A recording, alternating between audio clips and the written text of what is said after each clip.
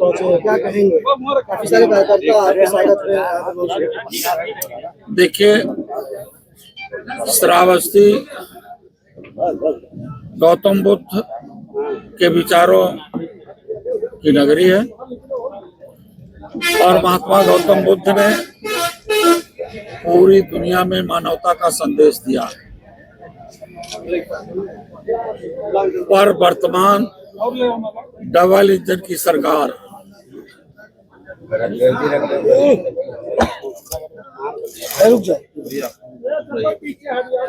ये double engine की सरकार पूरे देश में वसुधैव कुटुंबकम का नारा तो देती है, लेकिन जहां समता, स्वतंत्रता, बंधुत्व की बात आती है वहां नफरत का खेल खेलती है। यह केवल धर्मों में ही नफरत नहीं पैदा किया, अपितु इस देश को रहने वाले लोगों को जातियों में बांट दिया और ऐसी ऐसी जातियां बांट दिया, उनमें जातियों के प्रति नफरत फैलाया और नफरत फैला करके देश की उत्तर प्रदेश में भी और देश में सत्ता हासिल कर लिया। पर आज की राजनीति में पूरे उत्तर प्रदेश में ही नहीं, पूरे देश की राजनीति में बेरोजगार नौजवानों को रोजगार दिलाने में असफल सरकार है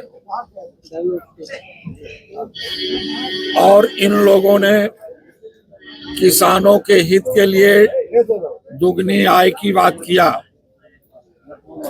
पर बड़े अफसोस के साथ कहना पड़ रहा है, जो किसान इस देश की रीढ़ है, इस देश को आर्थिक रूप से मजबूत करने का काम करता है, वो अन्नदाता है।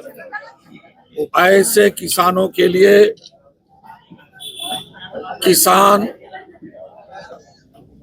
के हित साधने के लिए इन्होंने 3 कानून दिया, लेकिन तीनों कानूनों को किसानों ने नकार दिया।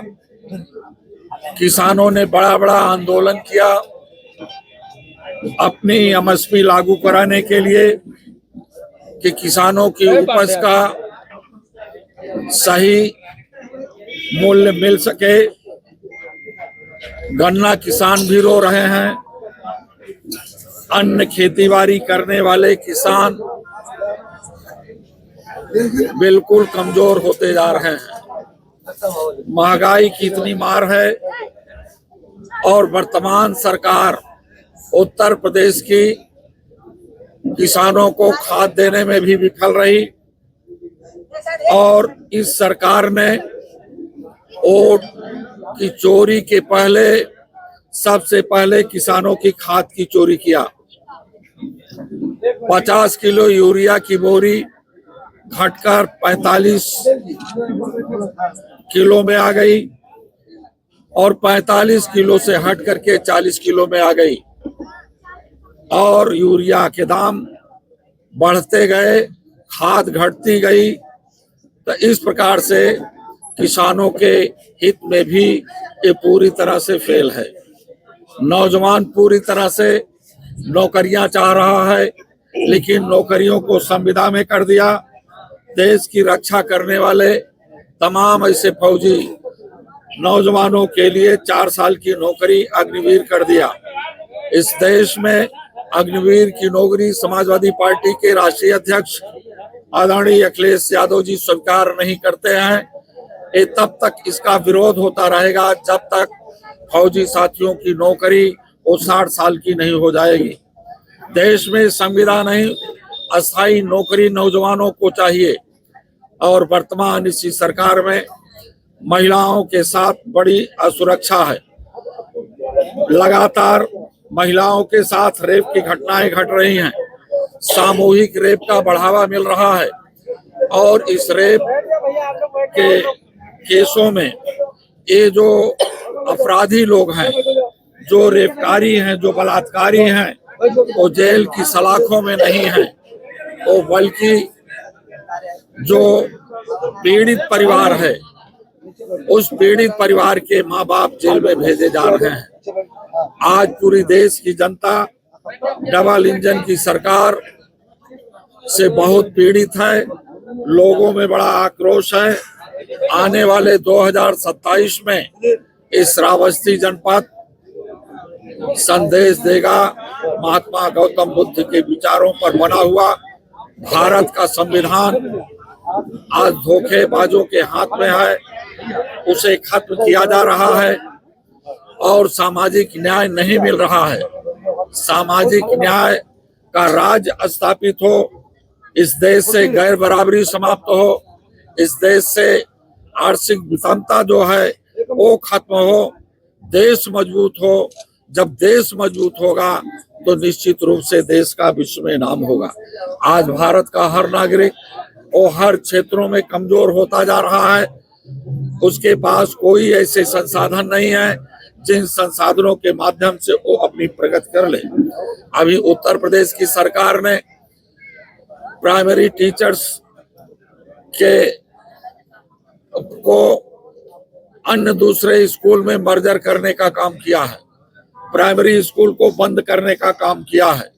समाजवादी पार्टी के राष्ट्रीय अध्यक्ष जी के नेतृत्व में पूरे उत्तर प्रदेश की आवाम अपने बच्चों को सुशिक्षित करने के लिए, पढ़ाई लिखाई मजबूत करने के लिए पीडीए पाठशाला का आयोजन करके बच्चों को आगे लाने का काम किया है।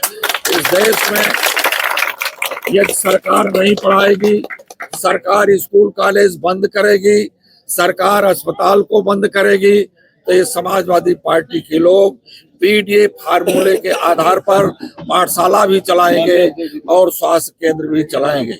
अब पूरी जनता आक्रोशित है। आने वाले दिन में ये हमारी आम जनता जो चौराहे पर खड़ा होकर के समाजवादी पार्टी के माध्यम से स्वागत और अभिनंदन कर रहे हैं, इनको मैं बहुत बहुत बधाई देता हूँ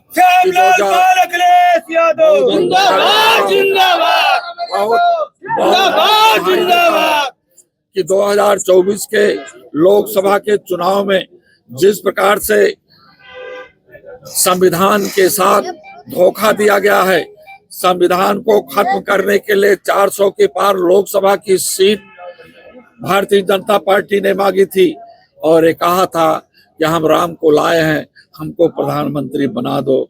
लेकिन अयोध्या में भगवान राम ने भोर में 4 बजे रात जब लोग जागते हैं तो जाग करके भगवान श्री राम ने कहा कि ये धोखा देने वाले डबल इंजन की सरकार वालों से पूछ लेना, तुम्हारे साथ बड़ा अन्याय हुआ है।